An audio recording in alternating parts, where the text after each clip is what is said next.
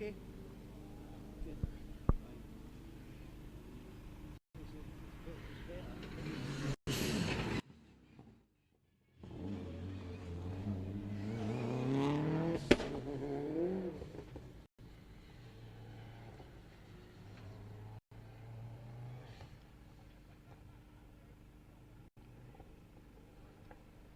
See them flying and flagging them down? Yeah.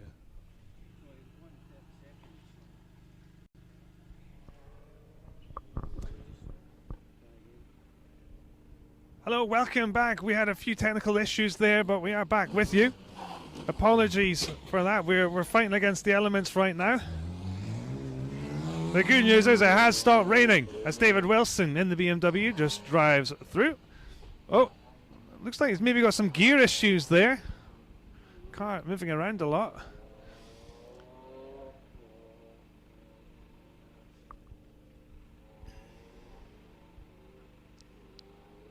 So thanks for...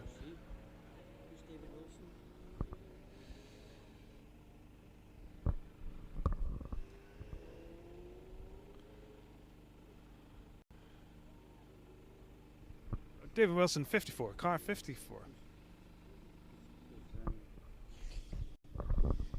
So apologies again, we did have a wee gap there. Our technology failed us a little bit and the signal was quite glitchy, but hopefully we're coming to you live and clear. Wherever you are listening and watching in the world, do let us know. We'd also love to know your top podium predictions.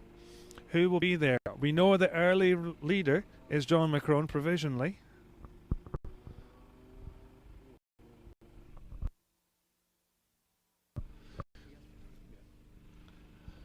So, yes, sorry, got distracted there. We know the early provisional rally leader is John McCrone, who's on incredible form through this opening stage. He's leading from Paul McKinnon, who's some 20 seconds down after a 10-mile stage. I think it's 18 seconds. As the next car just comes into view any second now.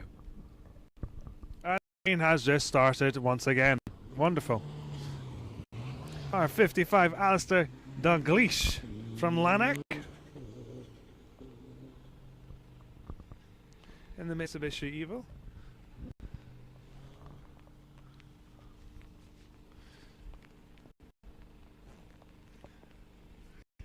Just zipping my coat up again as the rain has started once more in Mull.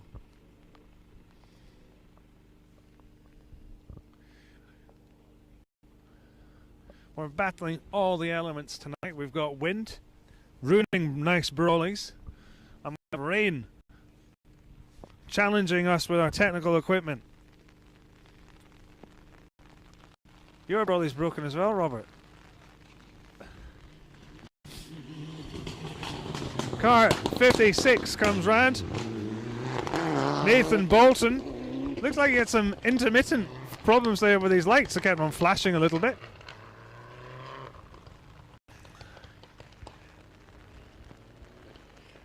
So he makes his way around. We did have, just beyond that mound there, we think a car had maybe just slipped off the side of the road. Seems to be going again. Yeah, and it was a BMW, wasn't it?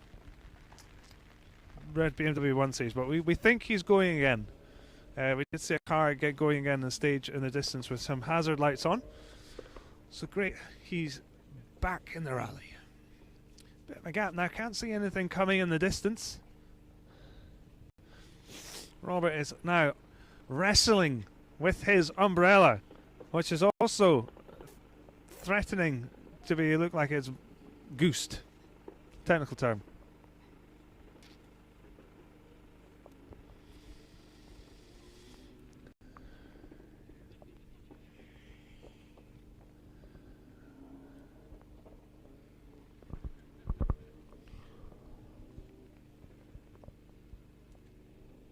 Just a bit of a break right now.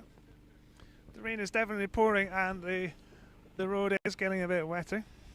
A wee bit of standing water here at the junction. Still good grip though. The cars are really stopping on the nose when they come round here. Ah! Robert has fixed his umbrella. We'll shuffle all in close together.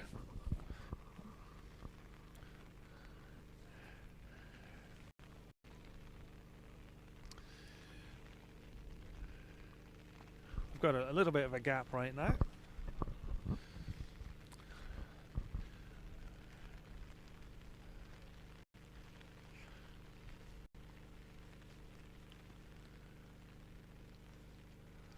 While we have this gap, let's try and do a bit of a rundown for the results. A bit of a recap for you. These are provisional results. After stage 1, we have John McCrone leading the rally, 18 seconds ahead of Paul McKinnon in second place. In third, James Ford and Neil Shanks in the Citroen C3, 26 seconds down on the lead. Fourth place, Daniel Harper and Martin Cressy in the Mini World Rally car, 29 seconds down after the opening 10-mile stage. Fifth overall, Neil Roscoe. Rounds out, just double checking my maths there. Yes, fifth, Neil Roscoe. Fifth, and he was 39 seconds off of the lead on this opening stage.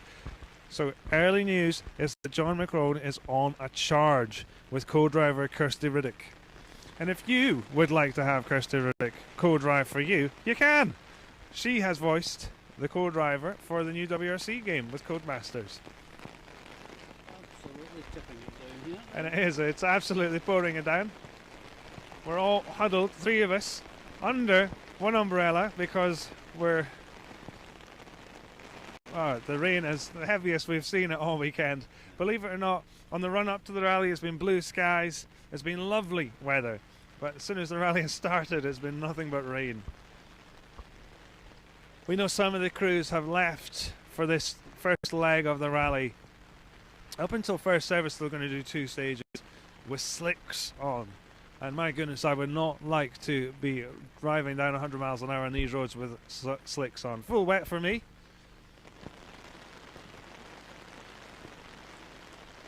Thankfully, the roads on Mull don't really have a lot of standing water on them. Just got to look out for running streams, which can affect your braking. Generally good grip, although there are lots of new tar on this rally, so it'll be interesting to hear from the drivers how that new tar is for them. Is it giving them confidence? Can be difficult, particularly on this really dark surface of tar, to see the edges of the road, even with these laser lamps that the top cars are running. So we've just got a wee bit of a gap now. Hopefully we'll have something running soon.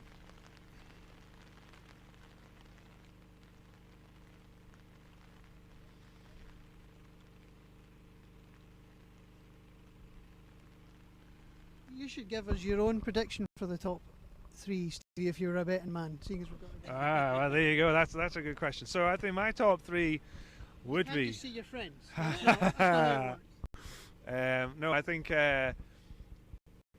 John McCrone, if he can get a clean run, and I would say he's a shoo-in for a win this weekend, closely followed by Paul McKinnon. We know from past results that Paul takes the first stage to get up to speed, but after that, then I think he'll be pretty much on the same pace as McKinnon, as McCrone.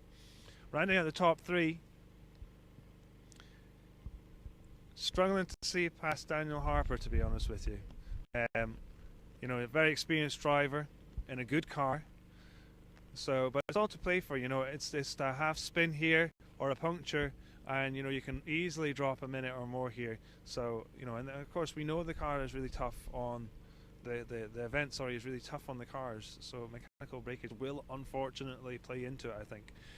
Good news, we can see a car in the distance. And even better news, the rain has stopped. Ish, yeah, it's more pleasant than the torrential rain that there was. So the 2024 Mull Rally is brought to you with the support of Beats and Building Supplies.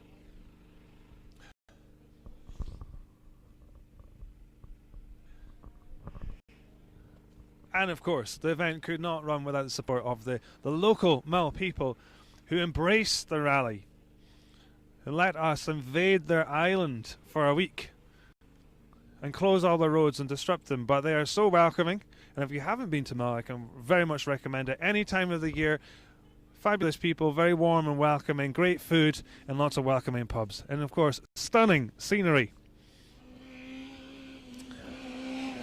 Car 58 in the Corsa. That's Mark Constantine. Mark a regular in this rally, and the conditions right now really suiting the front-wheel drive cars. If you're feeling brave, then you can get a great result. While we were off air, we saw localish, I guess, driver Ali Curry drive past. My goodness, he was a man on a mission. Very, very impressive, and looking forward to seeing the time that he sets at the end of the opening test. We've got some lights in the distance. Hopefully our official event photographer, the event, John, will be able to capture the theatre and the spectacular light arcs of these cars as they make their way through the stages, shining into the night sky. Really quite impressive.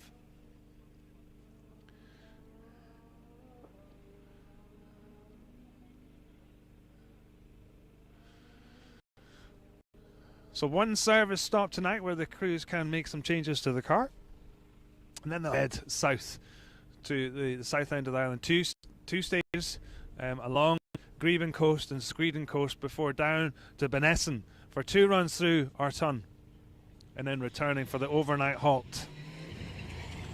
Car 59, the Mitsubishi Evo, Chris Melling, nice and tidy round the square left. Sounds a little bit sick, that Evo. Not a bit of a misfire there, maybe. Sometimes the anti-lag doesn't run clear on low revs, so maybe it was just that. Seems to be going clear now. An incredible entry for this rally. I think it's around 140 cars started the event today. Just shows the popularity of the event. There was, unfortunately, some from last minute withdrawals just due to all sorts of issues. As car 61 comes into view, David Miller, his lights shone right in my eyes and I couldn't read my entry list there.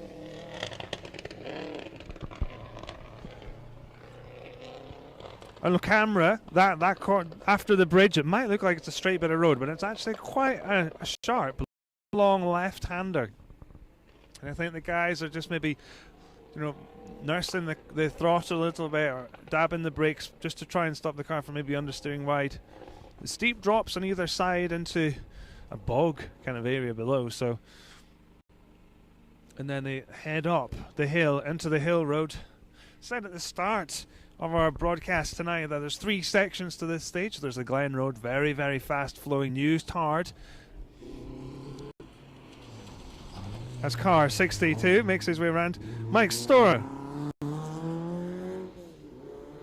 in the marina. You don't see many of them on the rallying stages these days. So 3 sections to this stage. We've got the opening part, the Glen Road, very fast and flowing, pretty much retard all the way, quite wide in places for Mull. Up to where we are, we'll start at section 2 at Dervig. Long corners, the link section I would say between the Glen and the start of the hill road. And once you get over the hill road, you're into that really iconic Mull stages, climbing up over the top of the moorlands. No distinguishable landmarks, so very much relying on your pace notes and your co-driver before you descend down on the other side. Then the crews only have a short section to go into the next stage. That's car 63 pops through. Pat Johnson and the Opel Cadet carrying good speed around that left-hander here, pushing on. We have competitors that have come to the west coast Isle of Mull from all over the UK. Again, showing its popularity. Some competitors, this being their only event in their rallying calendar, year after year, they keep coming back for more and more.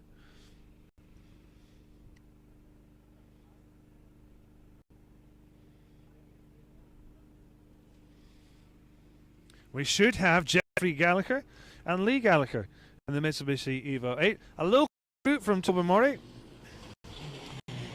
We certainly do. They're out on a cut slick tonight.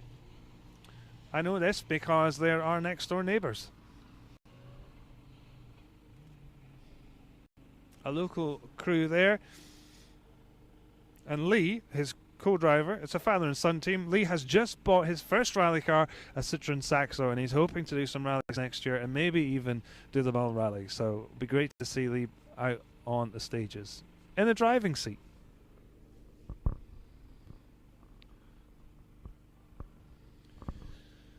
Now we should be expecting car 65 any minute now. Chris Woodward in the Renault Clio.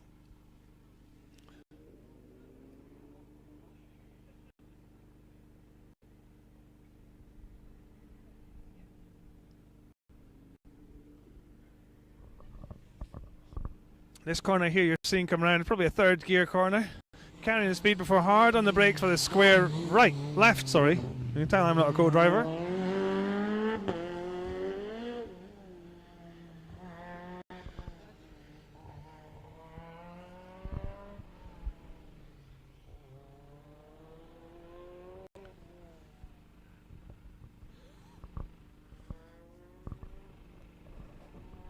Piece of our equipment is just taken a slide off of the tripod, so we're just rearranging that. Hopefully it's not interfered with the broadcast. You can still see us.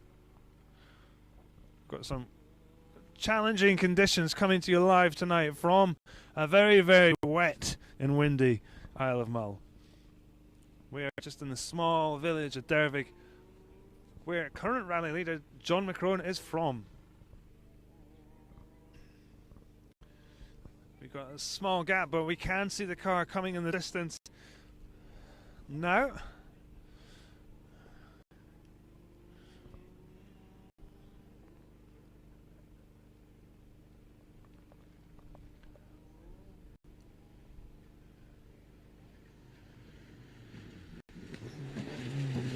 Car 66. Tommy Graham in the Mitsubishi Evo.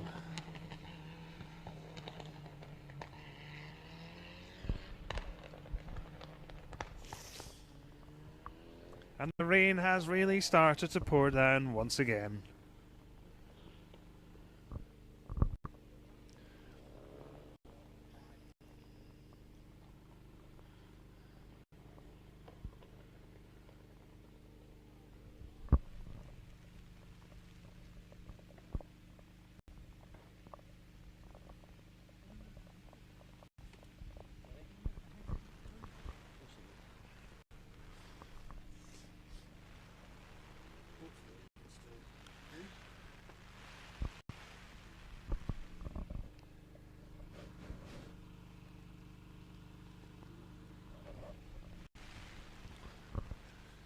So the rain is now horizontal rain, as the wind is now beginning to pick up, as if it wasn't challenging enough before.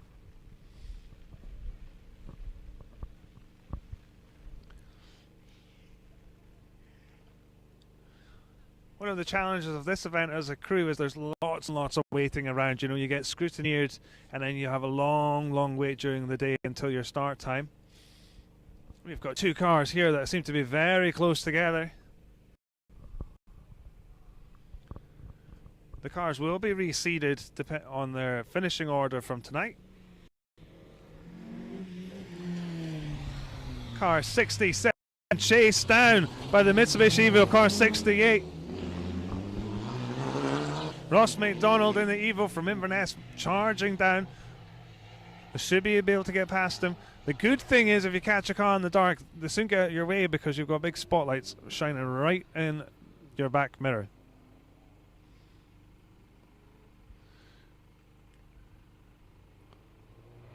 That's Ross past.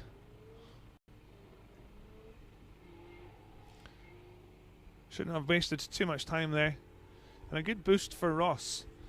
Getting back into this first stage having caught a car. We did know he had throttle issues, so it looks like they got that issues resolved and now going very well. Hey, also good news, the rain has stopped again. Really have hard showers and then just stops.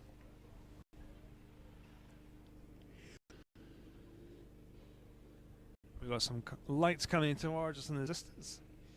We'll be honest, I can't really see much because the spot lamps of the rally car shine right in your eyes.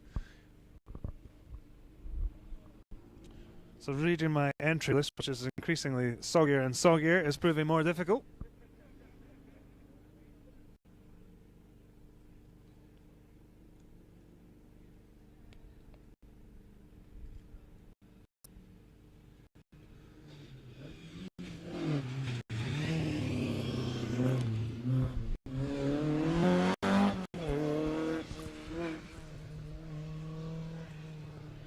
That's Norman McPhail in the Mar2 Escort, another local driver from Salon.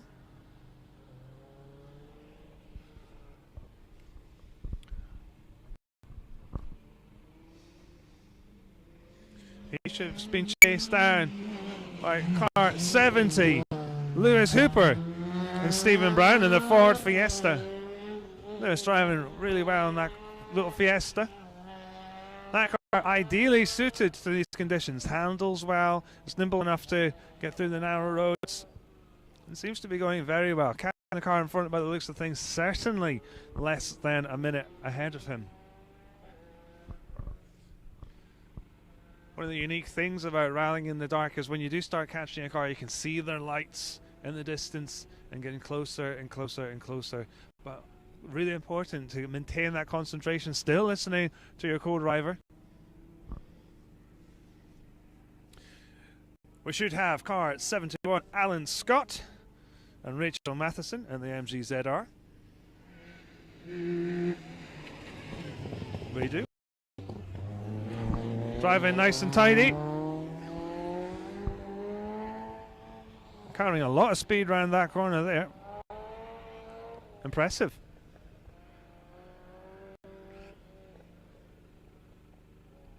I think this is Alan's second time of contesting the event. Last time in a Renault Clio.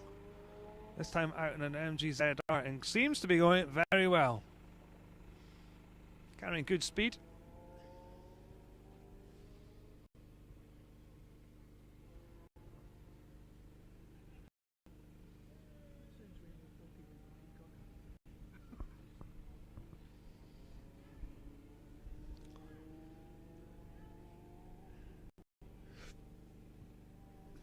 Wee bit of a gap right now, but we should be expecting car 72 Mark Holmes.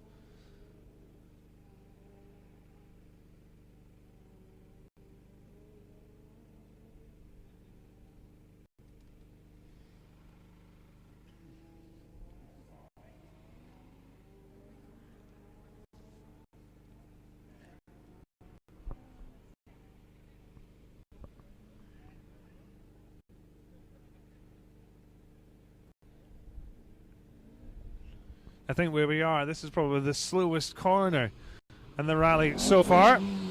That's car 72. It is indeed Mark Holmes and the Ford Escort. Historic spec. Looking a little bit lively over that long left-hander.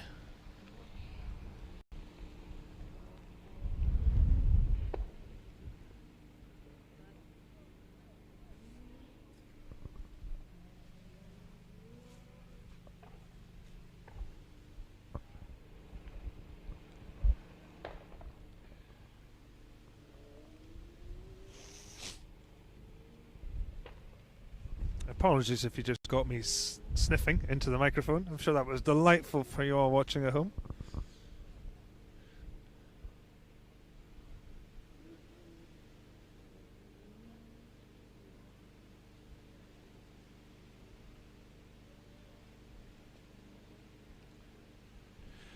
Where we've got our camera set up, rather worryingly, there's a big sign that says "Danger Adders." So I've been watching my feet.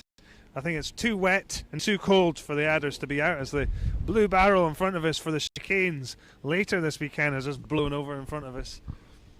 It's all kicking off here on Mull. It's wet, it's wild, and it's really started raining heavily again.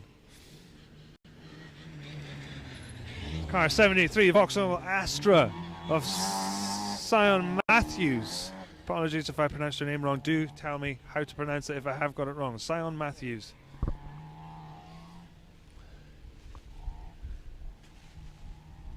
Blimey. Robert's nearly disappearing like Mary Poppins here with the wind is really beginning to pick up here. which is good because it often blows the rain away faster, but not so great when you're trying to battle to keep a brolly up in horizontal rain.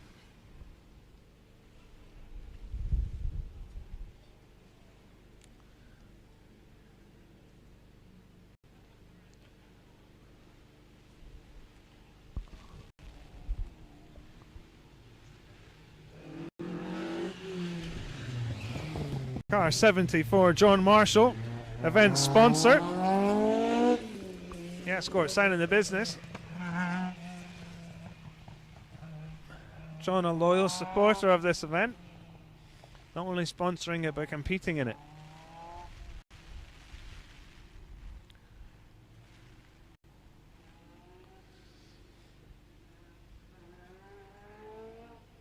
These changing conditions is a real challenge for the crews because they're just so inconsistent. They don't know, you know, what the grip levels are like. The rain will also reduce a little bit of the visibility.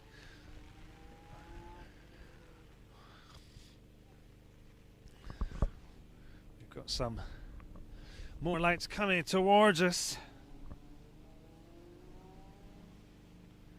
Thank you for tuning in as we are live to you from the opening stage of the 2004 Beats and Build and Supplies Mull Rally. We've gone a pit stop on the Brawley and gone for a different one. Car 76, Tim Baker in the Talbot Sunbeam. Short shifting there over the top of the bridge just to stop the back wheels from spinning up. Short wheelbase of the Sunbeam could be a lively thing to keep in a straight line on these narrow slippery roads.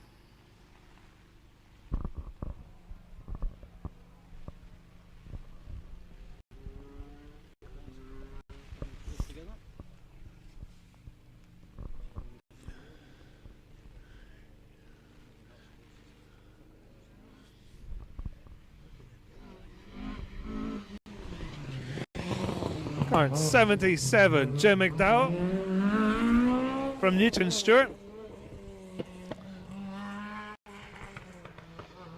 When he's not behind the driver's seat, he's found scrutineering the cars. I could bore you with saying that I used to co-drive for Jim. Did the Scottish 87 on my last rally, stage rally with Jim. Your last rally was in 1987. A month before he was born. Car 78, Mark Booth in the Escort.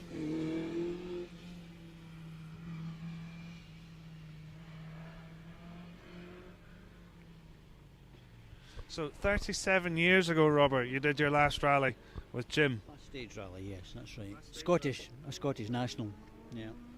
Incredible to think that Jim has been rallying for as long as me and Ali have been alive. Exactly, yes.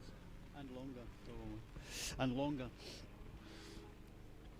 Well, he's still got the passion for it after all these years. This is a lot of mulls he's done now. I can't remember how many he's done. He's done an awful lot of mull rallies.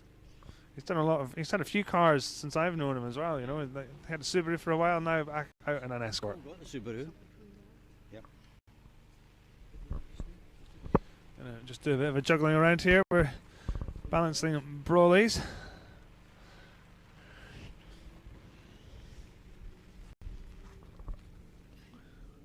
We're just going to clean the lens.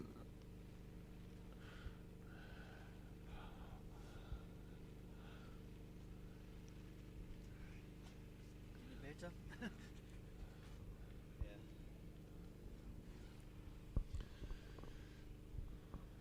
So we've got a bit of a gap, but we can see lights coming towards us. Minute intervals tonight. A real test of endurance for the crews and the mechanics that have to keep the cars running, and of course the officials who are out running the event, the marshals out in the stages and the officials back at Rally HQ making all of this happen. 79 Lorne McFadden from Glasgow in the Escort.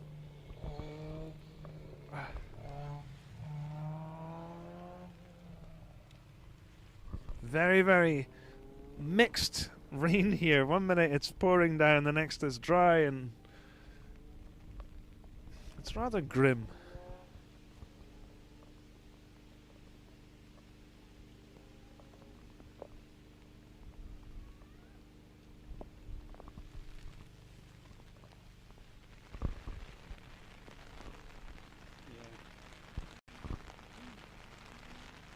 Well, I've got something with a bit of go coming towards us now. I can hear it from here.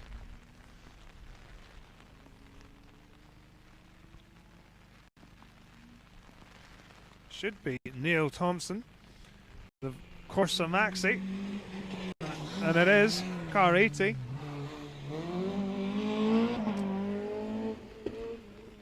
Carrying good speed.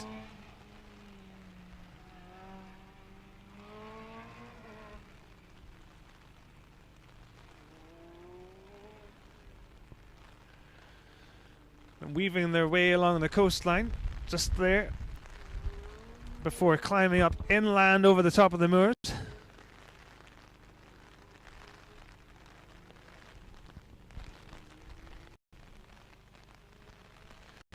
We should have Ian Woodward in the Escort Mark II.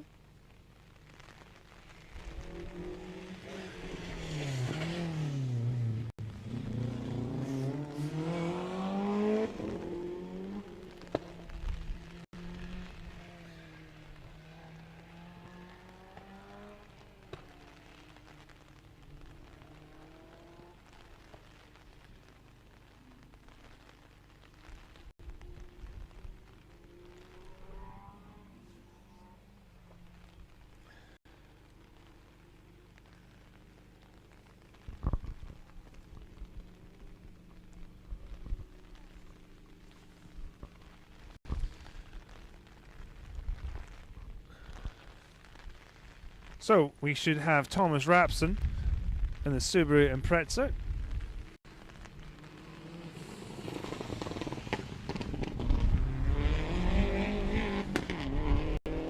Very quick around that square left there.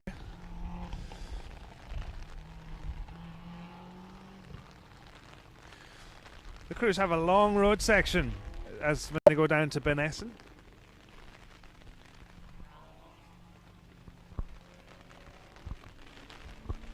One of the challenges of the rally crews is sports psychologist. When I worked with a sports psychologist many years ago, he said that rally drivers are very similar to golfers in that when you're in the stage you need to have maximum concentration, and in between the stages you don't have to have the same level of concentration. Same with a golfer when they're hitting the ball into the hole. I'm not a golfer, but I think that's what they do. The maximum concentration, and then they have a bit of a walk to the ball where they're not really having to concentrate as much. So making sure that you're fully switched on at the start of every stage. Every driver has their own little pre-performance routine.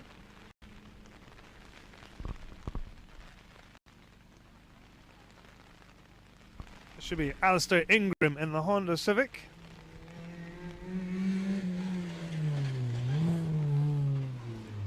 A local driver from Tobermory.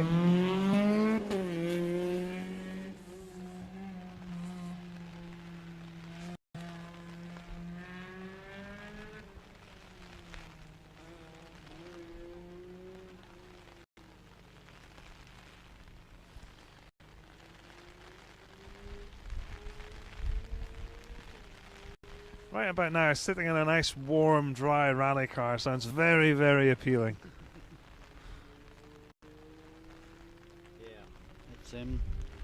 Quite biblical out here again. Yeah, it's very changing here. Getting gusty as well, the wind. Yeah. The wind's really picking up here as we've got a few cars coming towards us now. The sky has come alive with lights.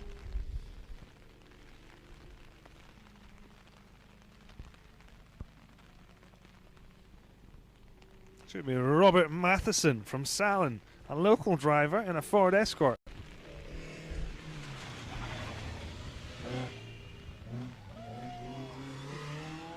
Good support from the local crowds here. Big cheer as he went past.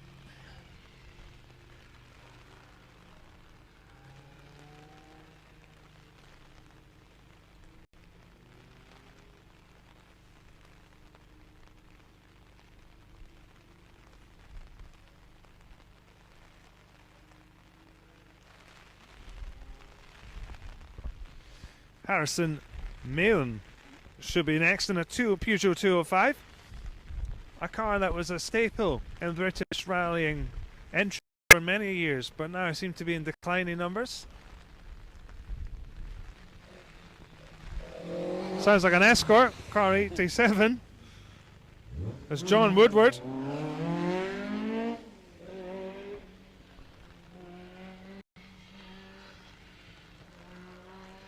Sounds like a rapid machine, so maybe he was reseated a little bit.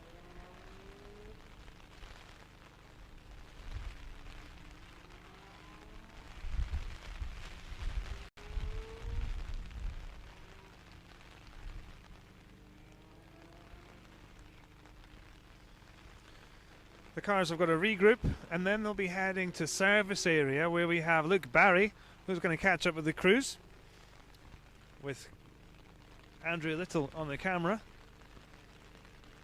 So you'll be hearing directly from the crews themselves of how this opening few stages have been for them.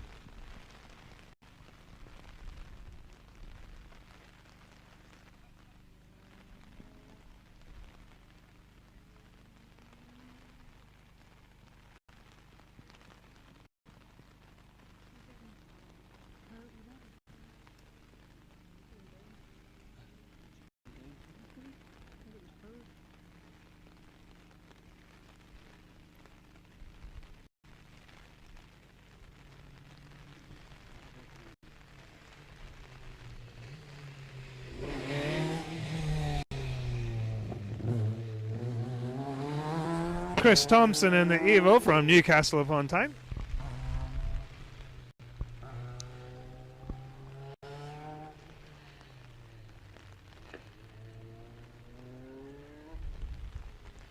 He's been chased down by car 89, Paul Miller, Kendall in the BMW M3.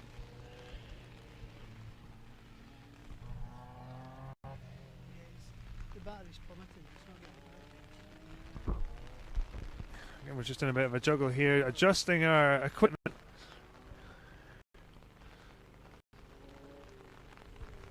The conditions on Mull are proving to be a real challenge for us. It's so wet here that's really impacting our gear, which is not really intended to be out in this wet, wild Mull weather.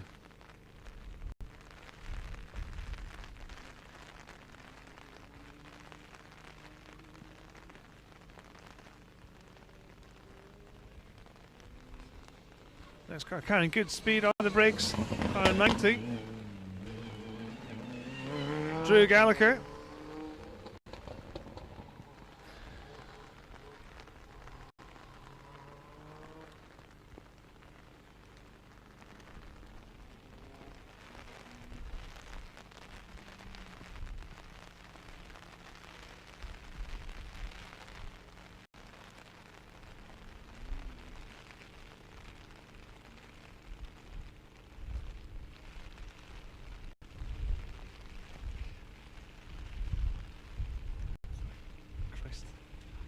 Really blowing away there with a brolly.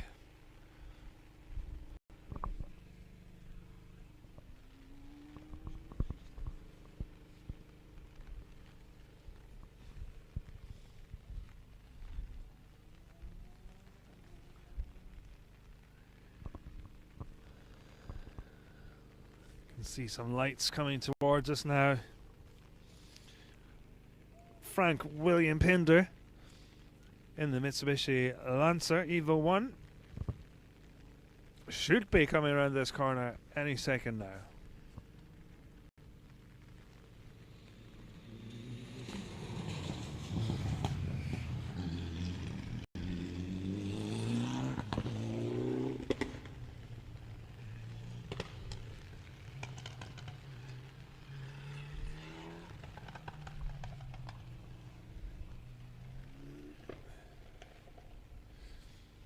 The Drew Gallagher we have, it's not the same Drew Gallagher that won the Scottish Charity Rally. No. No, it's not.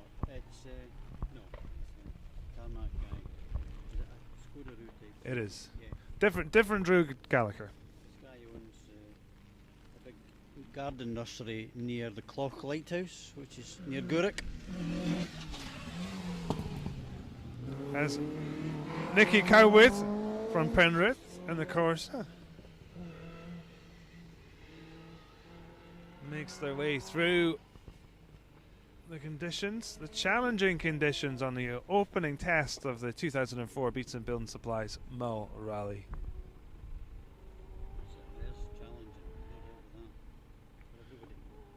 Yeah, real challenges.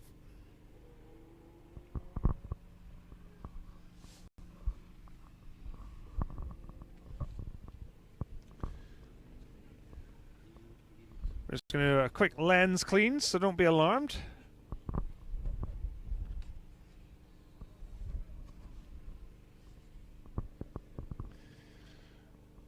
And we should have the first female driver of the rally so far, Sarah Hunter, in the Ford Fiesta R2T. A fantastic car, and I think it was an R2T that John McCrone had in the top 3 of this rally, showing you the capability of the machine. Though she has her hazards on. I wonder if she's broken a drive shaft. You can drive these little front wheel drive cars with a broken shaft. It's carrying good speed if she has problems though. Or of course she might have just accidentally put them on, but seems to be going at a decent enough pace. If she's having problems.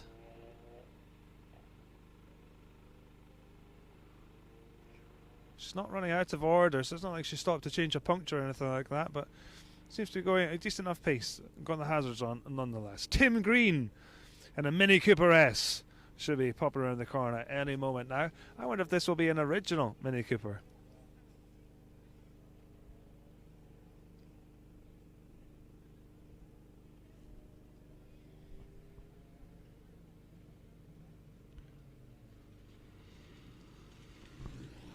The answer is no. It's not. Carrying great speed though.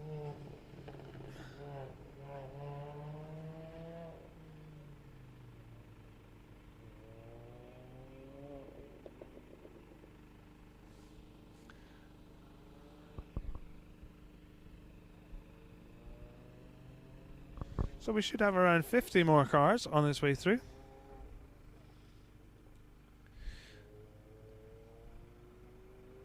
So we are hearing that stage 3 and 4 have been cancelled, and competitors will proceed to stage 5 and 6 at our ton. So missing out on those stages. Those stages run along the coastline of Loch Greeben and Loch Screeden. The crews will contest those stages later on this rally. They are iconic stages to the Mull Rally, and they will be used on tomorrow's leg and leg of the event. So the crews will head to service and then make their way down to the south end of the island in Bonnesson, where I mentioned they have a long road section to have a blast over 2 runs through the Arton stage. It's a short stage, but my goodness, it's a real challenge. It's got a big jump in the middle, so you've got to pay attention for that, and at the end of a really fast section it's a square right with no runoff. At the end of the stage is quite twisty and as well. With the surface degrades a little bit, it's quite slippery. It's not a road that's often used other than probably the farmer, so it can tend to be a little bit dirty and slippery. So a real final challenge for the crews tonight. And obviously great that it's heading down to the south end of the island. Car 96 Mark II Escort, Fraser Nicol from Ullapool, with co-driver Charlie McKenzie.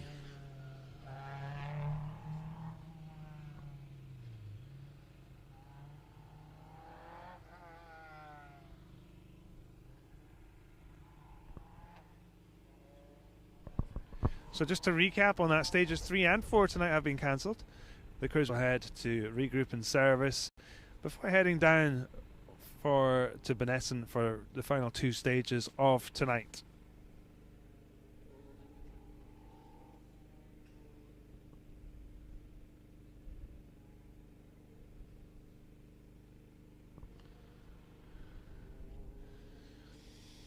Very pleased to tell you that it has stopped raining. I know I keep talking about the rain, but it must be great sitting at home in the comfort of your armchair, watching the action in the warmth. But it's fantastic. Mill Fever is well and truly here. It's car 97. Alistair Waite and the Martin Escort makes his way around the square left of Dervik with co-driver Kevin McIver in the co-driver seat. He is, however, being chased down by Dave Waits, I think, in the Escort. We'll soon find out if he pops around this corner. It is indeed Dave Waits. He's definitely less than a minute gap between these two cars.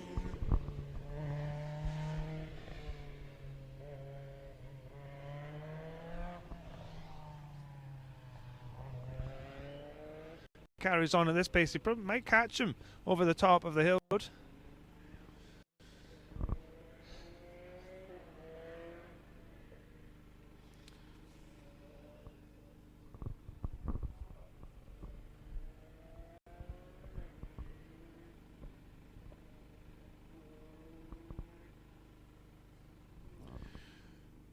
We should be expecting Keith Hall in the Ford Escort next.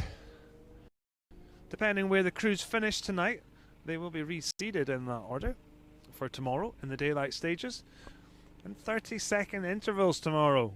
So the cars will be coming thick and fast. The cars are reseeded at the end of every leg based on their finishing order.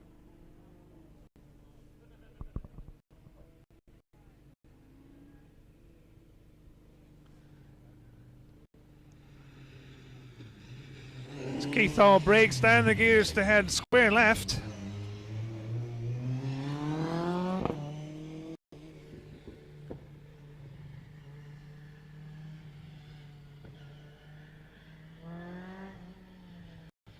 Next to balancing the throttle around that long left-hander.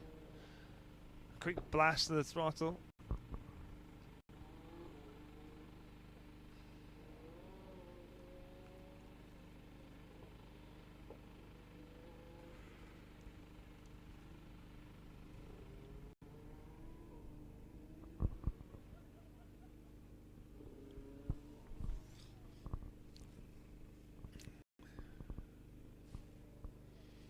Martin Douglas from Lark Hall in a Ford Fiesta R2 is making his way towards us as we speak.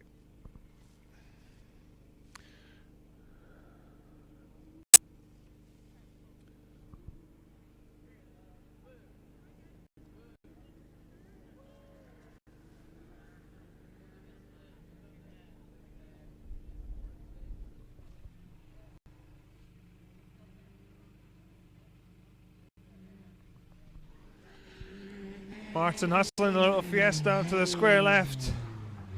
Nips the handbrake. Big slide for Martin in the Fiesta.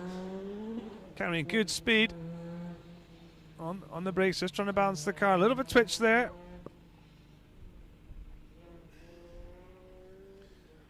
So we've got around 40 cars still to go for the 2024 Beats and Build Supplies opening stage. My goodness, what an opening stage it was, with John McCrone storming to an early rally lead. Will anyone be able to respond to his blistering pace? Well, we'll need to stay tuned and see.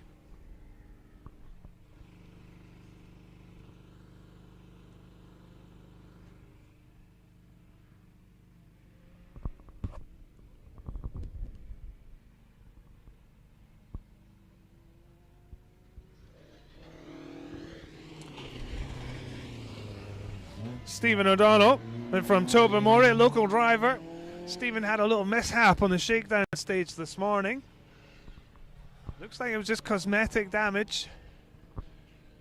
His dad, Eddie O'Donnell, of course, a regular front runner in the Mull Rally. Stephen continuing that family legacy. They've been chased down by car 102.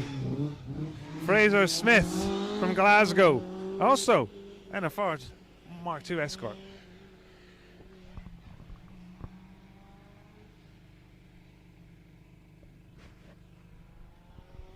Stephen will be coming back from that, probably a little bit of a scare on that shakedown stage this morning.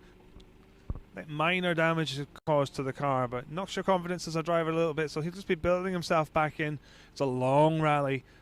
You can't win the rally on the first stage, but you can certainly lose it.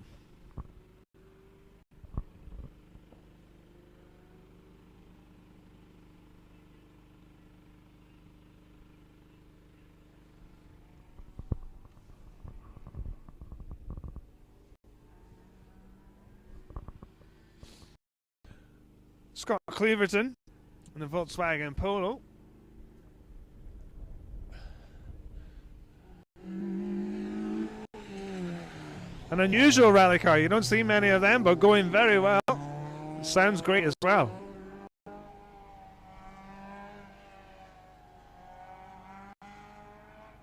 Just using his left foot on the brake there to stabilise the car around that long left hand. The Polo going very well. Yeah.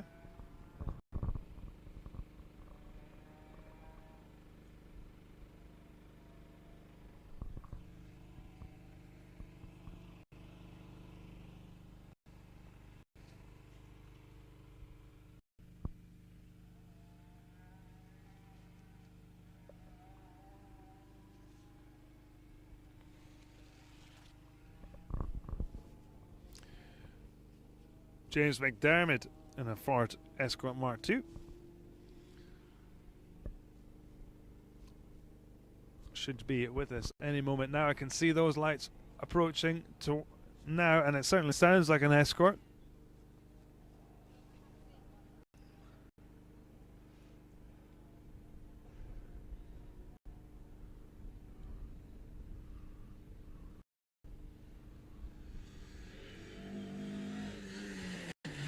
But it's not an Escort, it's car 104.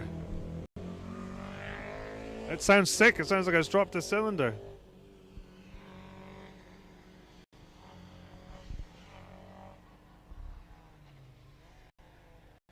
That was Chris Woodcock, sorry.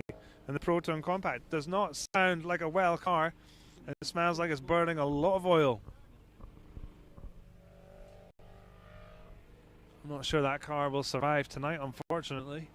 I guess the real challenge is when it stops burning oil. So this time we should have James McDermott in the Escort. As I try not to fall over.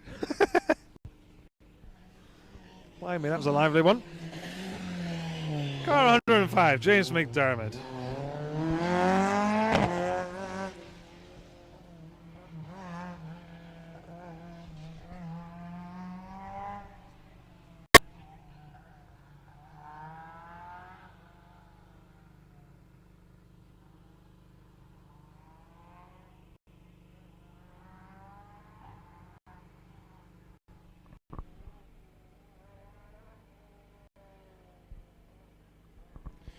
Tommy Boylan in a Subaru Impreza.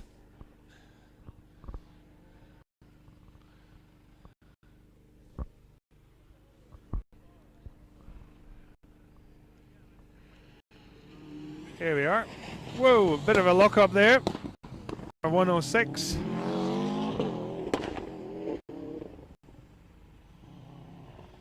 Carrying good speed. A little twitch there, which gets all into control, carrying good speed in the Subaru.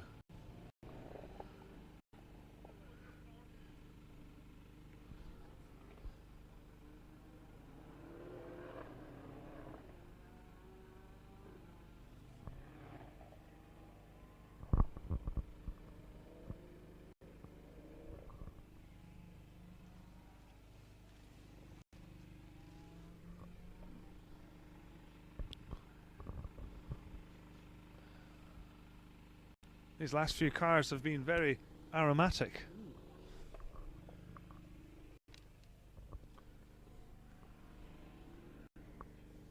Now we should have Martin Healer in the Ford Escort RS 2000 coming towards us right now, appearing from the right-hander any second now.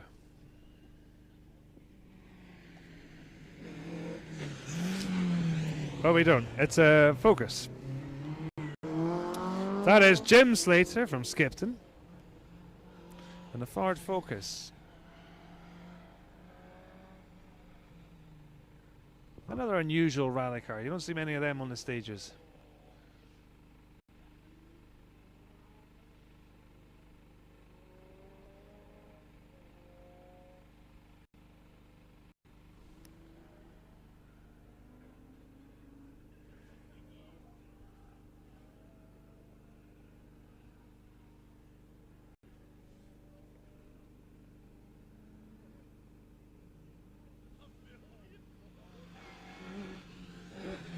Damn Chambers in the Ford car. A rapid little thing. Carrying great speed. Just balancing the car through that long left-hander. Small brake before the right-hander, which is almost like a 90-degree open corner there before it tightens up. Then the road hugs along the coastline before heading inland over the top of the hill road and across the Mull Moors.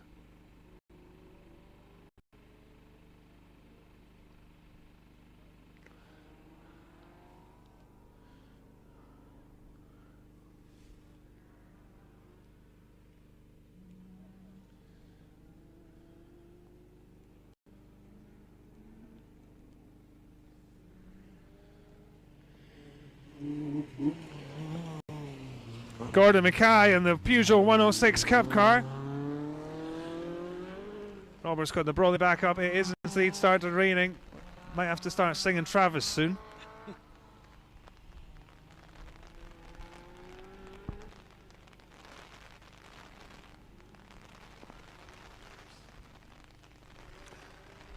He's closely followed by what could be Finn Thomason. In the Saxo, it is car 111. A local driver. Lots of support here in Dervick. Big cheer from the crowds as the heavens have opened with torrential rain. Certainly less than a minute between those two cars. Finn pushing hard in front of strong home support. Carrying really good speed there. Yeah.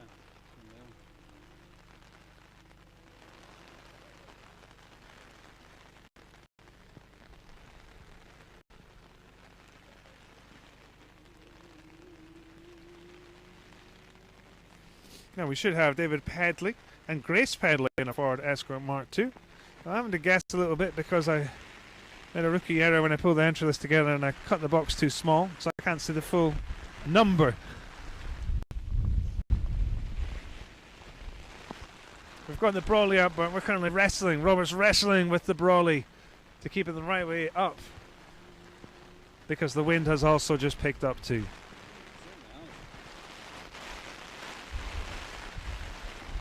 The rain is no longer vertical, it's now horizontal.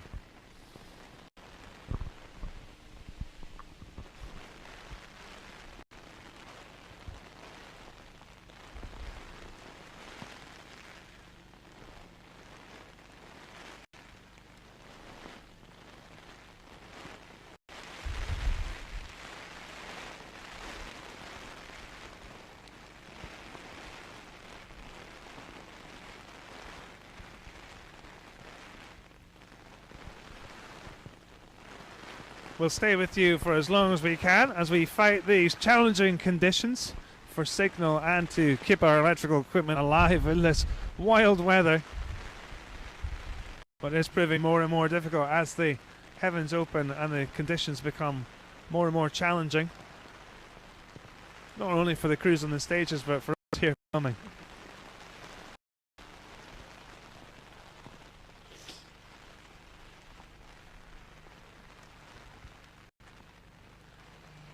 And we should have David Pedley. We do.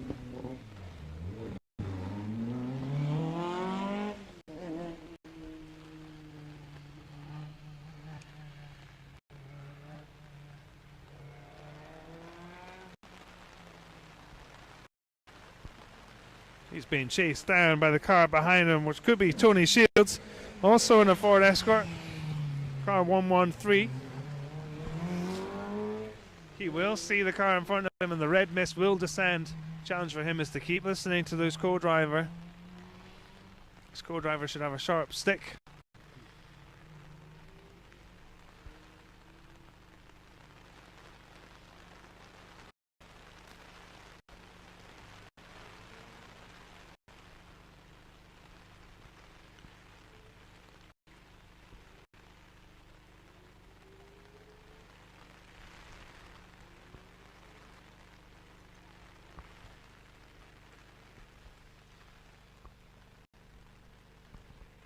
Now we should be expecting another Ford Escort.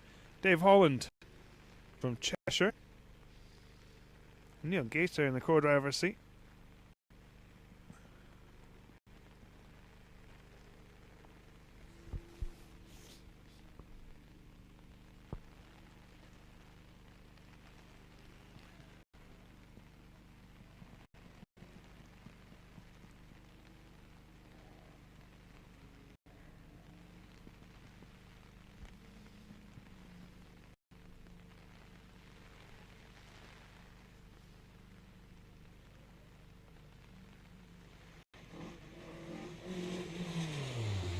Car 114 with some very jazzy valve caps that seem to be glowing in the dark to create a multicolored effect. It looks like a Google car. A little bit of aquaplaning there from the Escort by the looks of things. Is that not the Pallet Force car? Sponsor John McCrone when he was competing in the BRC, I think. Am I correct? Right. Yeah. Yeah, so that's Dave Holland, long-term competitor of this rally. And yeah, they have the share of synergy with the former title sponsor of John McCrone. Is there not a Pallet Force trailer round the corner here? I think they stay around the corner. Yeah.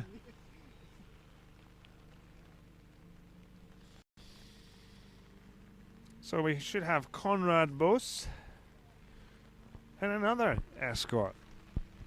Historic spec.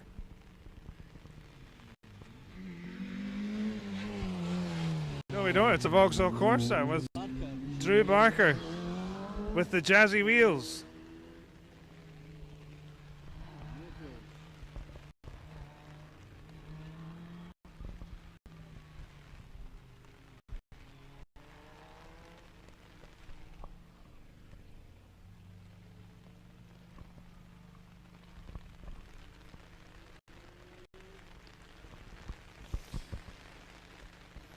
I'm learning that my jacket is not as waterproof as I thought it was.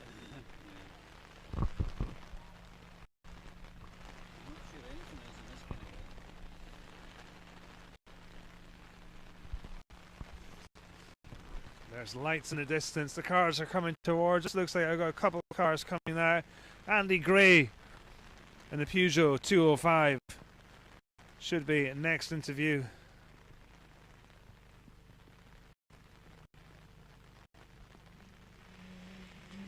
Doesn't look like a 205, does it? No. That's an MG3. An MG3. That's not on my entry list. I can tell you it is. Oh, it is. It's right in front of me. Tom Constantine. The MG3 yellow. He's been chased down by the car behind him. Car 119.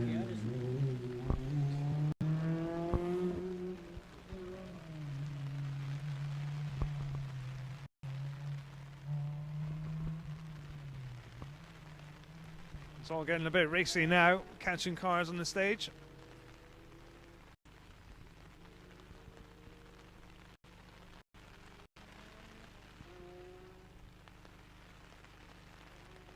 Catching a car can be helpful for both of the cars, because if you can't start catching a car, you can maybe try a little bit harder to catch it a bit faster, and then the car in front, yeah, push on a little bit more because you don't want to catch, but also when they do, if they pass you, then you also try and catch up onto their tail and just follow their lines, and generally helps you go a little bit quicker too. We seem to have another two cars very close together as they make their way down the side of the hill from the Glen Road down into Dervig.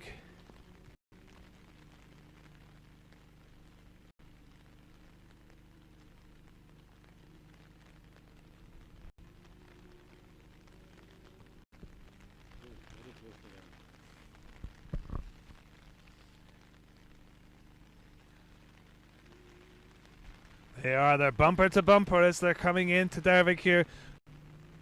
I think they've just got past there. Yes, one of the car in front has pulled over to let past. So the faster car comes into view first. Pushing on. Car 121 in the Corsa. Followed closely by car 120.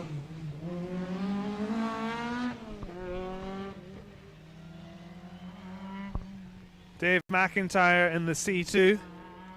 And Scott Patterson in the Corsa. That's impressive going to catch the car by this point in the stage.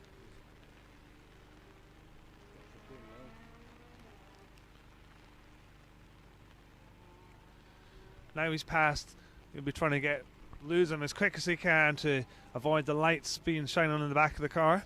It's going to be distracting.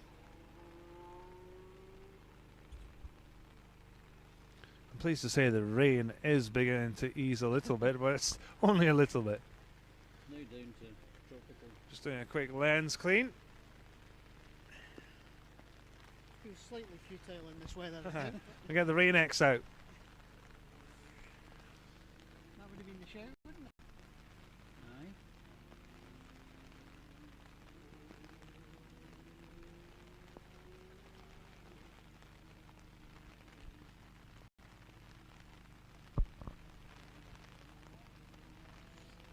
Now we do got a bit of a gap here because obviously two cars just passed us very close together. We are seeing another two cars looking very close together in the distance.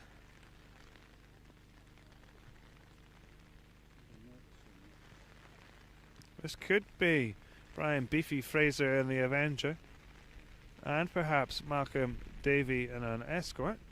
But we'll just see as they get a bit closer.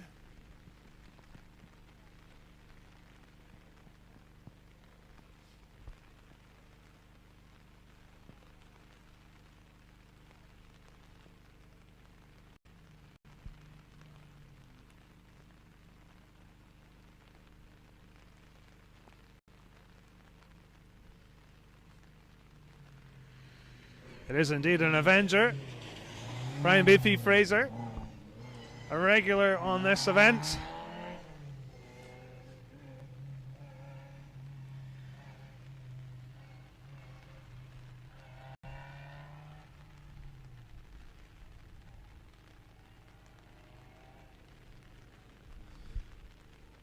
As the next car is beginning to come into shot now. Definitely not a minute gap here. Could be Malcolm Davey SC closing the gap in front of him in the Escort.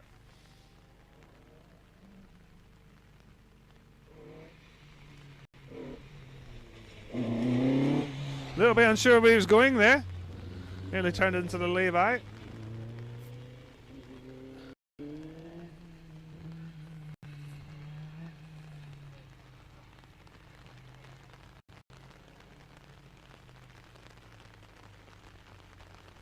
Just threading his way down the road there, trying to find the confidence in this very wet conditions. Could possibly even be on the wrong tyre as well, as the rain has just started pouring down again. Now we should have Fletcher Faulkner in the Fiesta ST. A fantastic car for this rally. Not biased at all. No, I rallied on this rally a few times in the Fiesta ST.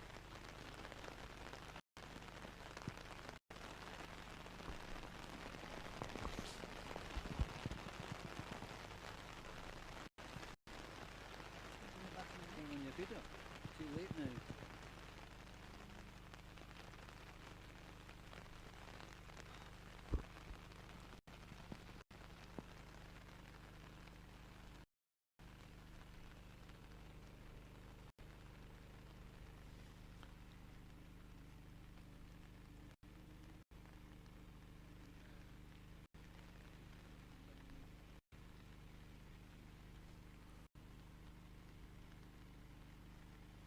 Wee bit of a gap here, no sign of lights in the distance.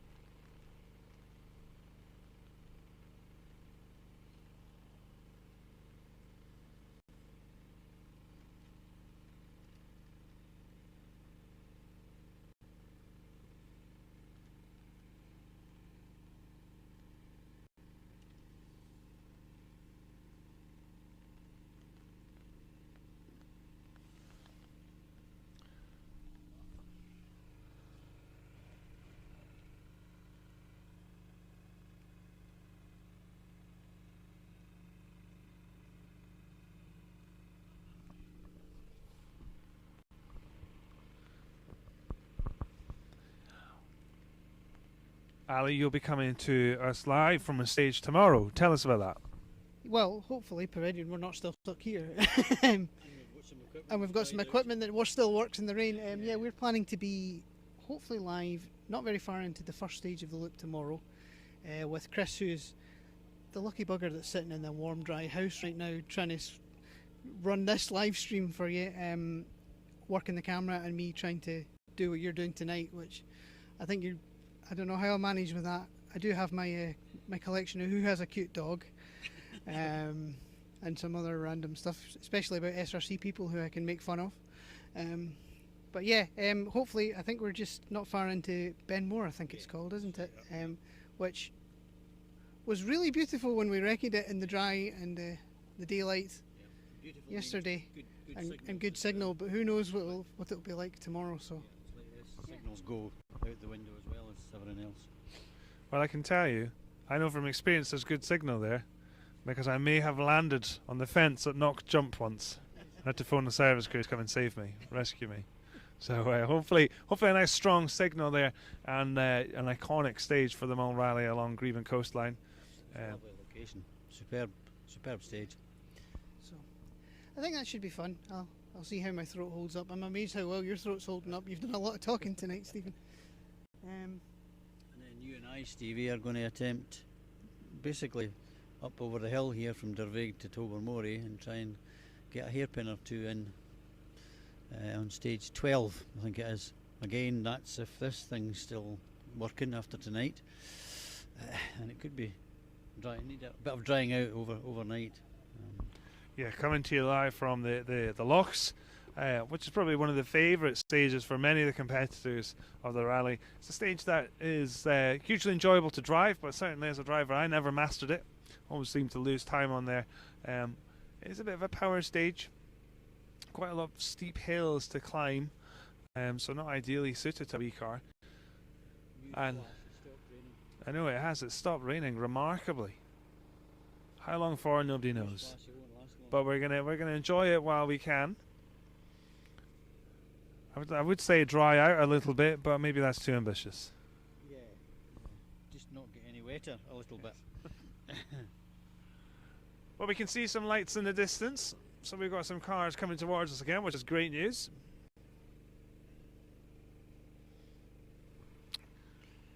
Coming near to the end now of the 140 strong cars that started the rally earlier today.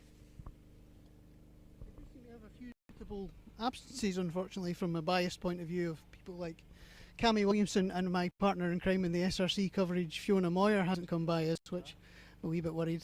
Well, a wee bit worrying in their Subaru Impreza, but hopefully she's doing alright. She grew up in Mull, she should know where she's going, so hopefully it's, fingers crossed, there's nothing going wrong there. Well, we've got some lights coming towards us now, so hopefully that could be them. Let's find out. We've still got a few die-hard fans out watching.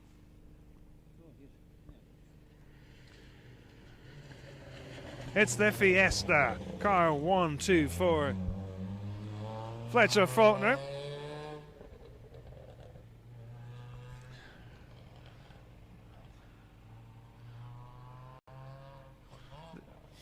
The Fiesta's a heavy car, weighing in at 1,200 kilograms, but it handles very well.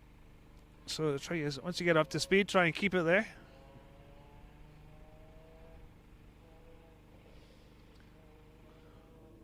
As we've got the next car coming into view.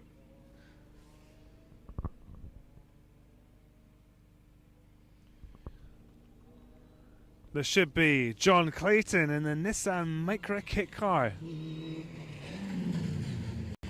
Immaculate looking car. And those famous Golf colours, the orange and the blue.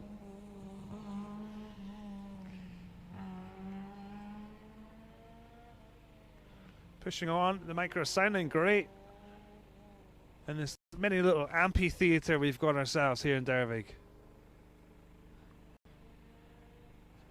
Drop off in the new tower, you notice when you walk around there. Some great lights on that Micra. Really lighting up the road in front and the forests. The car in the distance now, maybe a little bit more than a minute away.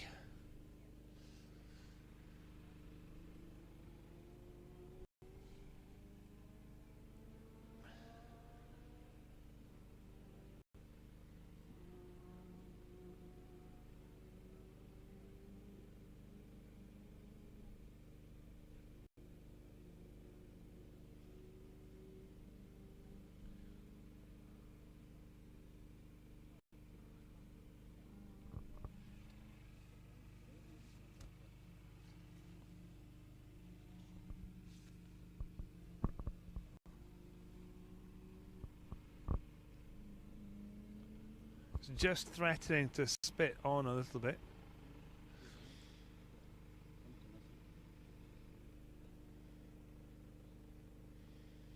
The stage in front of it has come alive again with lights, which is great to see. Means we've got plenty of action on the way.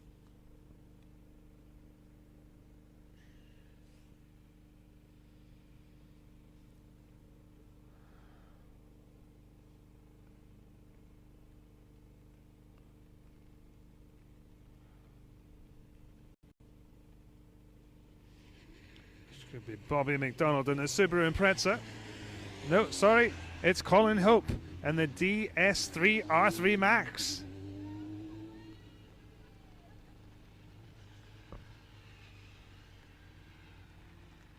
These cars were used in a single make championship, in the British Championship.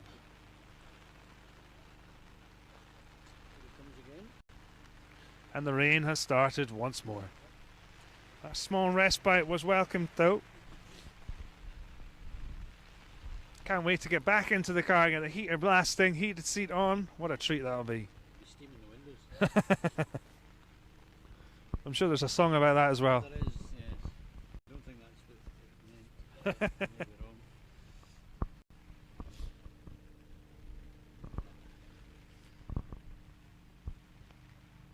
Now we should have Bobby McDonald in the Subaru Impreza. And we do. Yellow and blue Subaru, iconic colours.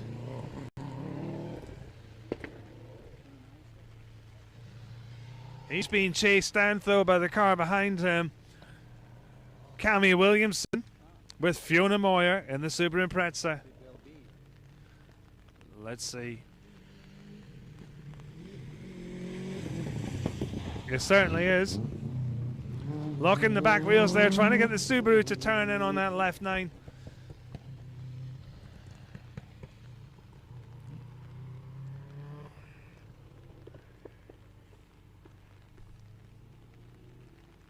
Car in front will be visible for them to see in the distance, so that may be giving a little extra push over the last half of this stage.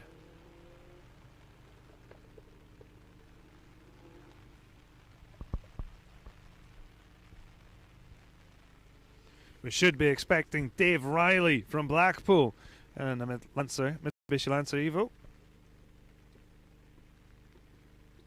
No radiators in this place we're staying, Alistair. I don't know how we're going to get things dried at all.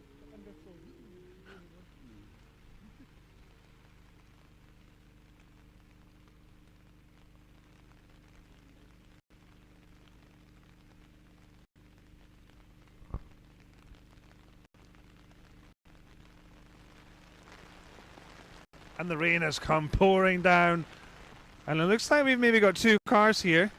I'm not sure, maybe my eyes are deceiving me. Dave Riley. I think my eyes were deceiving me. But my goodness, it's really, really raining now. Heavy, heavy downpour. It's like somebody's just poured a bucket out of us on top of us. Oh my word. This is the heaviest we've had it so far.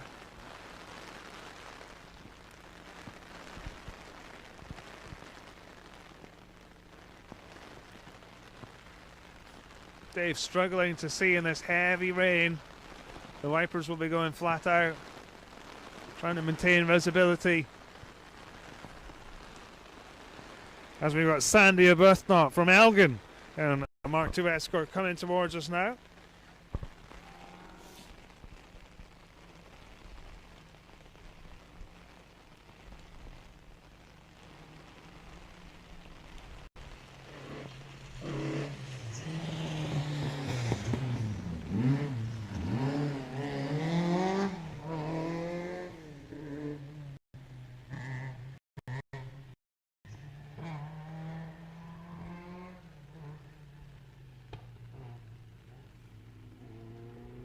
fun fact about Sandy and Ian's Mull Rally last year was they did 3 head gaskets in one event.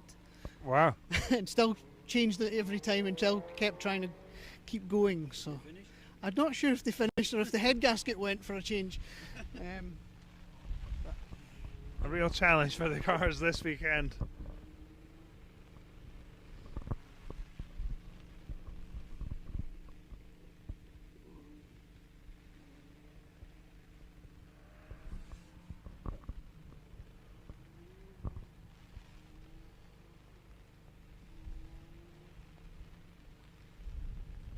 So this should be Andrew Hardiman in the Peugeot 205.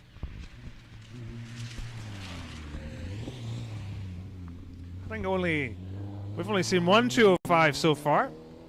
So nice to see a second one come through.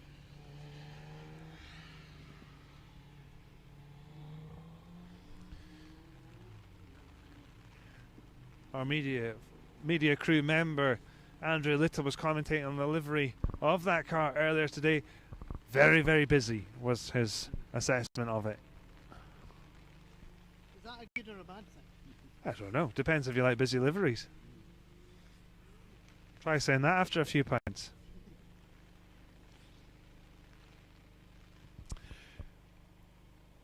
We should be expecting James Newbold in a Vauxhall Corsa coming through the stage next.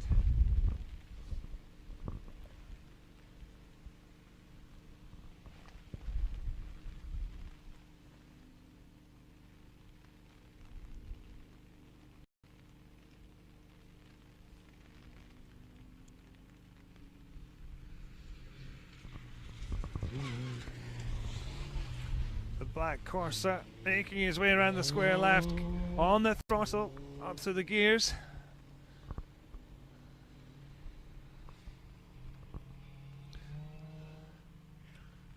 Quick burst to the throttle between back on the brakes.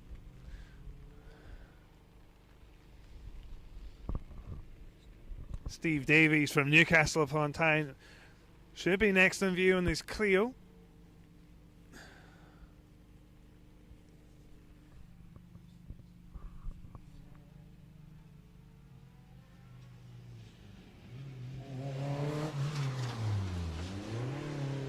Immaculate looking car. Getting the traction down and away, final limiter in the process. Looks like less than a minute gap from the car behind though, being caught by Owen McLeod. This maybe sounds like a Civic Type R rather of Thomas Barlow. Oh, does it really? It is indeed the 205. Owen McLeod. That sounds fantastic.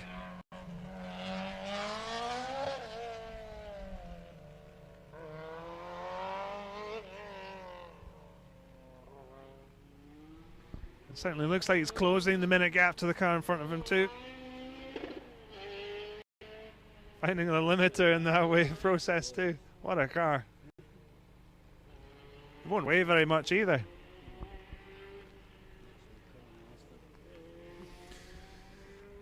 The cars are coming thick and fast now. We should have Thomas Barlow in the Civic Type R. I'm not sure if you can see just how heavy the rain is falling.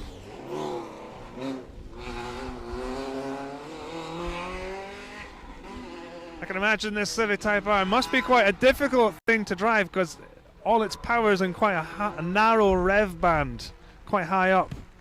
Look, to try and stay it there. My goodness, the wind is gusting.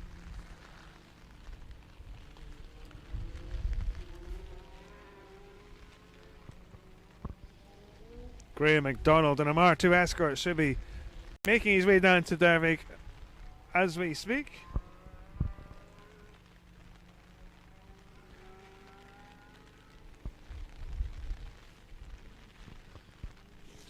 We're currently, 3 of us are huddled round the one umbrella.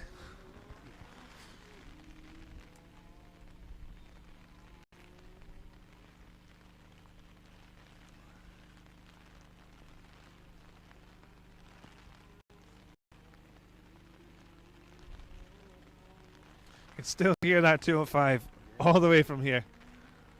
Well over the hill road, and we're still hearing probably the noisiest car we've had so far. I believe it started off as just a 1600 205, and then he put a bunch of fancy throttle bodies and everything on it because it was never running right when he did the SRC. And then he came out of the Speyside this year, and I thought, this thing sounds pretty sweet now. So he's done a lot of work on that car. He's quite a young lad, but yeah, it's obviously running well now. Sounds a business.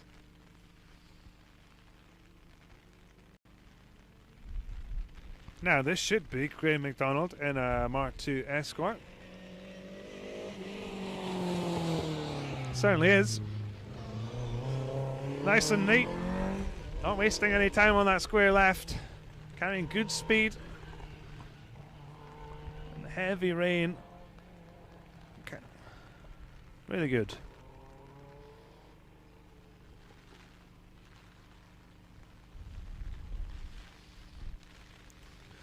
Scott McDonald and Angus McLean from Oban in a Subaru, making their way towards us now. I can certainly hear it coming out in the distance.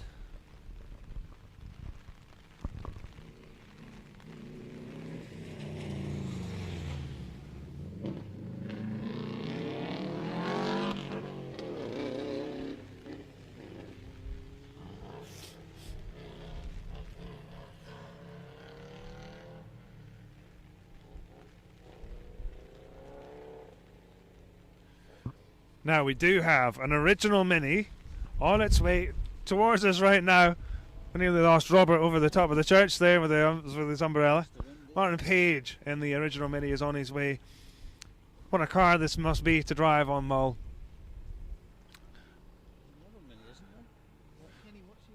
Yeah. I think the good news for Martin is a lot of the bumps on Mull have gone, so that'll make driving the Mini a little bit more enjoyable, I think. But I guess there's a huge sensation for speed in this little car. It's been a good year for the Page family as Emily Easton Page won the John Easton, that's it, I was going to say John Easton Scholarship. A fantastic initiative run by the 2300 Club. I was lucky enough to also have won that a few years ago and got to go across to John Hogland to have tuition from him. Fantastic, and certainly helped my career.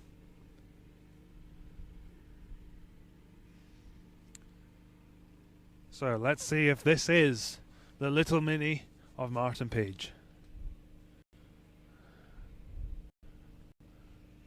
Certainly is, bouncing its way around there. On the brakes, round he goes.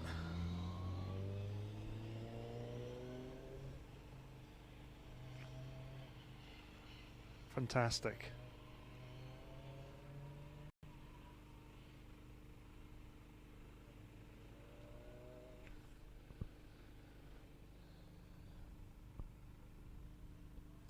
And we've got another wee gap here, looking out onto the stage before us. We don't see any lights in the sky at this point. Hopefully we'll have some appearing any moment now. And just as I say that, we do. Thank goodness for that.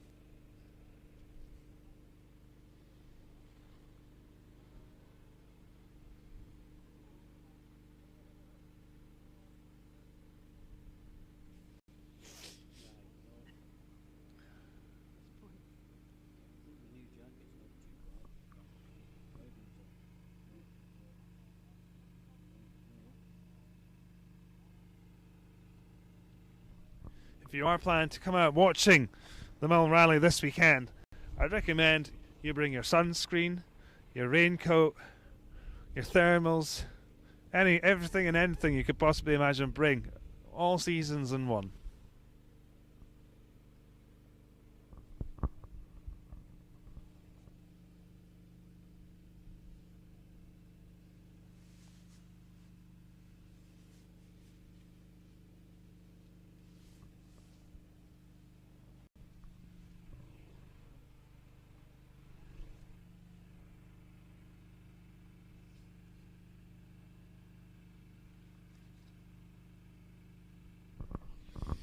So we can see some lights in the distance gradually getting closer and closer to us as the final few cars make their way through this opening test. From here, they'll head to stage 2. And after stage 2, they'll head to service and then straight down to Arton for the final 2 stages of the opening leg of the 2024 Beats and Building Supplies Mull Rally. Now we should have Jack Hall and the Proton Satria. Nice and tidy around there from Jack, carrying good speed.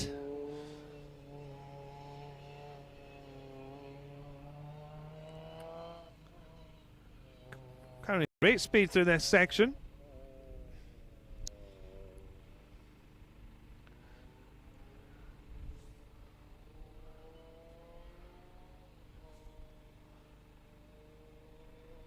I'm not sure if Jack is any relation to Dougie and Chris Hall, who are former front runners of this rally. No. Carolyn Lodge in the co-driver's seat.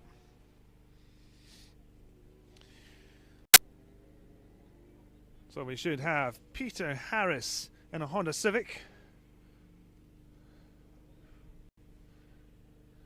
Heading towards us now.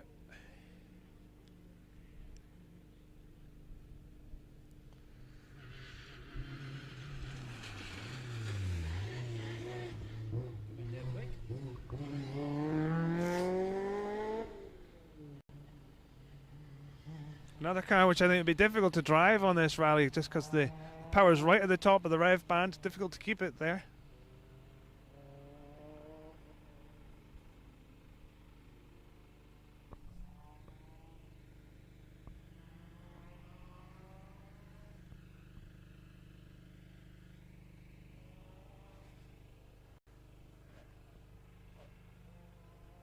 Seeing plenty of lights in the night sky ahead, coming towards, rallying their way towards us as we speak.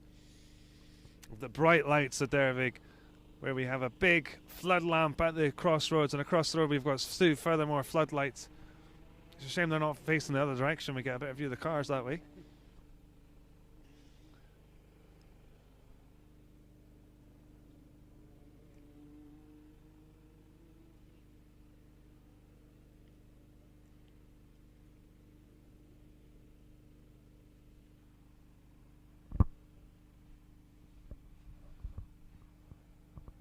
Now we should have Dan Robinson in a Mark II Escort, sorry, a Mark 1 Escort.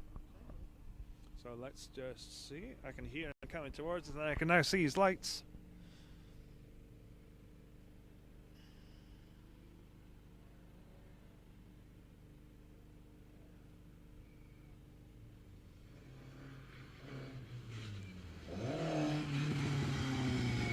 On the brakes, nice and neat around the square left. And on the power.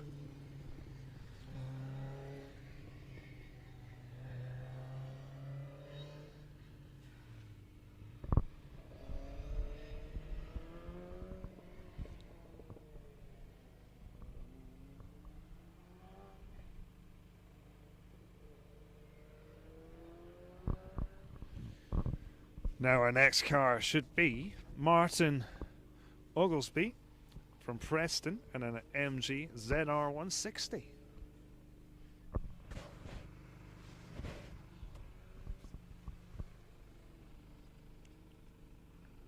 I'm going to test your knowledge here, Ali. Do you know when we're live tomorrow? First live stream? I think the stage starts about 10:30 for us, I believe. In theory, unless Luke's doing one from the start of the loop, I'm not sure. But no, that's about as far as my knowledge goes for what's happening tomorrow. Yeah, I think it's about then. Oh, actually, it'll be 9:30 probably, because I think the road closes about 8 o'clock. So, well, hopefully we'll pop a wee reminder onto the Facebook page as to when you can join the action live tomorrow.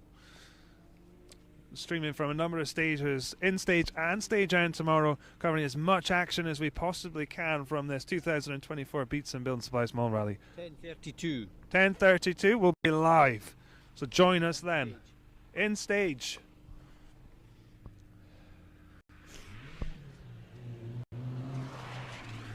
It is the MG car 142. Hopefully I wasn't standing in the camera shot there, blocking your view. And he's being chased down by car 145 is the Junior 1000 car of Ryan Walker. And we've also got another car coming behind us, Ali.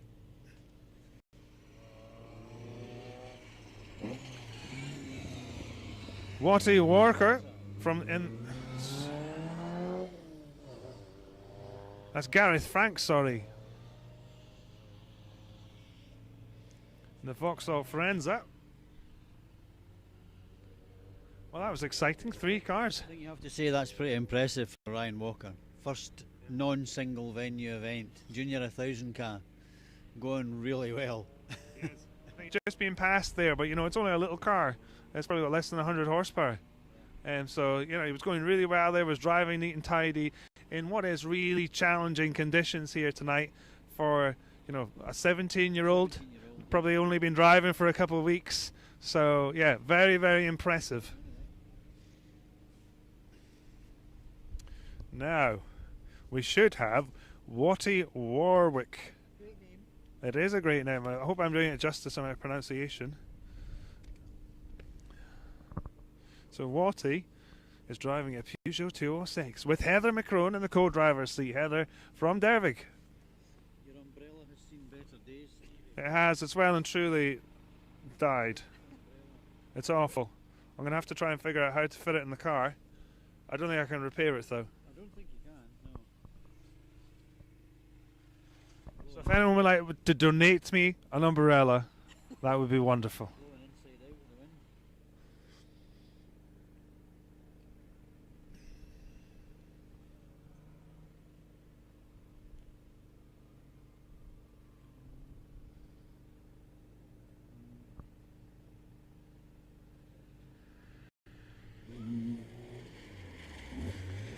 I don't think that is Watty, because that's a 206 GTI. No, it is Watty.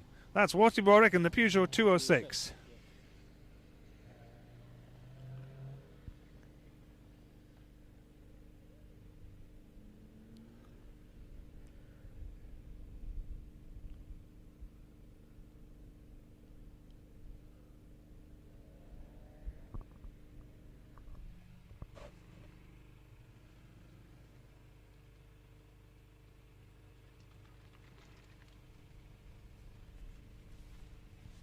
Now we've got 2 cars coming towards us now.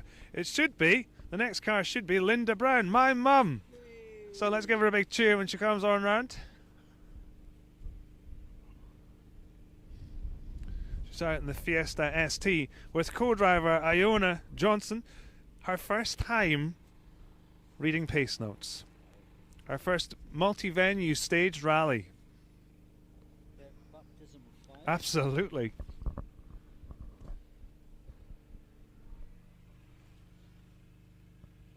Unfortunately, there are not too many people left in the banking to watch your mum come by.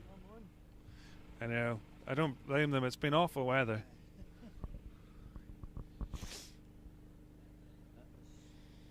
Here we are. Car coming into view now. There she goes. Car 147 Fiesta ST.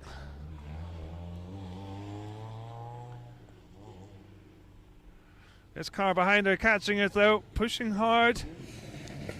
Donald McEwen and the Subaru Impreza.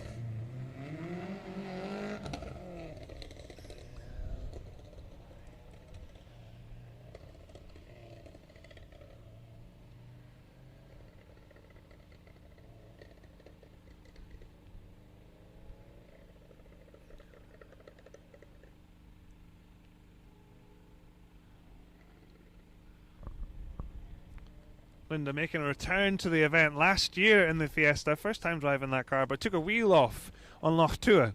So she's out this weekend to get a finish. Yes. She sounds like she's under strict orders to get a finish from the owner of the car.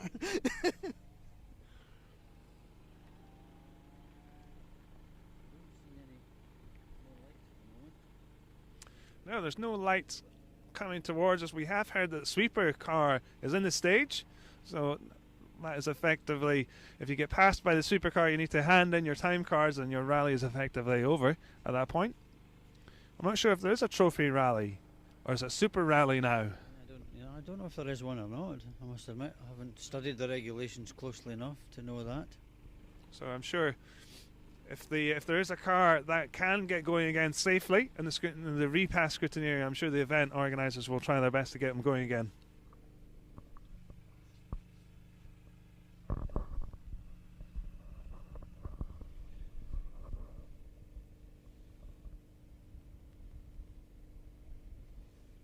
We're just hearing that the last two cars are going into the stage now.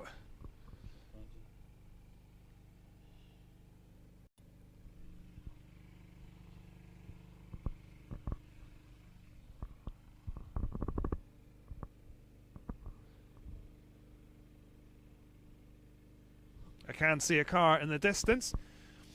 The last few cars making their way through. Because the signal here in Dervig isn't that great, I'm not sure when that message from Rally HQ came in to say that it was the final two cars going in, so it could have been a moment ago, or it could have been a second ago. But we'll soon find out.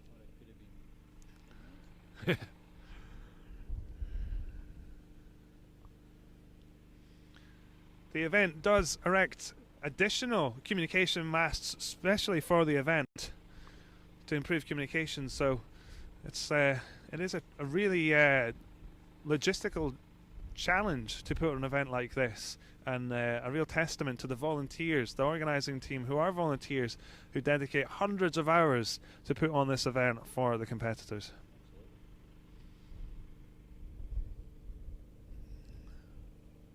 I've been fortunate enough to sit in Rally HQ, and it's very, very impressive to see there's about 20 people all sitting around desks with computers doing all types of complicated things that I don't understand, but very, very impressive. It's if you haven't had that opportunity, then I would recommend it. It's quite an undertaking.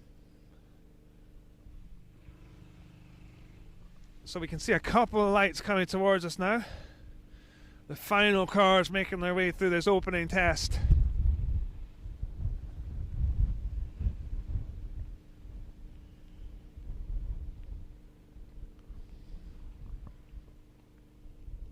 This should be Norman J. Walker in a 205.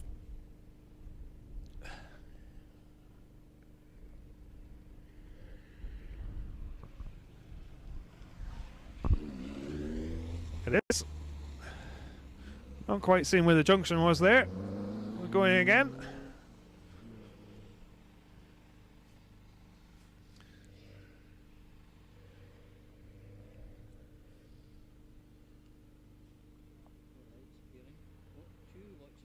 Yeah, we've got a few lights appearing on the horizon now coming towards us. Yeah. I can see 3 sets of lights now. What should round out the final cars of the rally for this opening test. And then we are going to go home and dry ourselves out. And try and dry out, get warm, get dry, and see if our equipment is going to recover for tomorrow. Yeah, exactly. See whether it can actually get dried out sufficiently. But tomorrow, great news, it's going to be 22 degrees and sunshine. Yeah.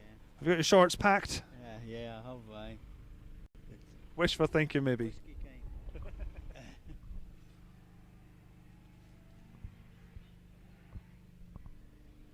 So this should be Robert Jones in a Golf GTI.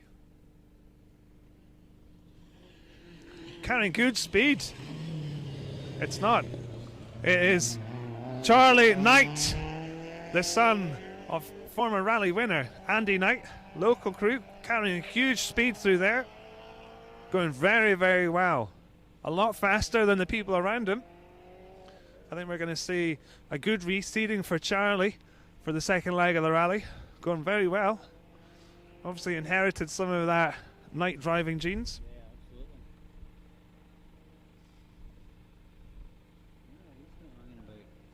Not done too many rallies. It's featured in the programme. Read all about it. Buy your programme. This looks like the GTI Golf now. It is. An immaculate looking car.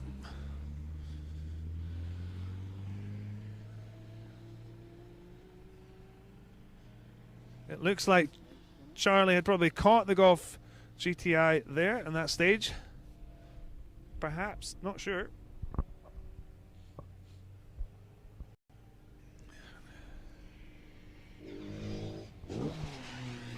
The Mini, car 151. It's Kenny Watt from Blackwood.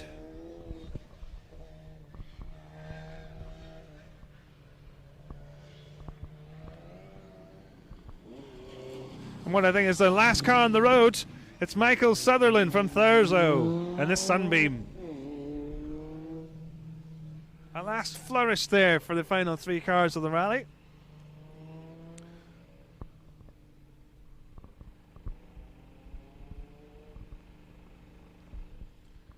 Well, thank you very much for bearing with us through our technical challenges and staying with us for the opening stage of the 2004 Beatsim Builder Supplies Mull Rally. We'll be with you again tomorrow. Thank you very much and good night.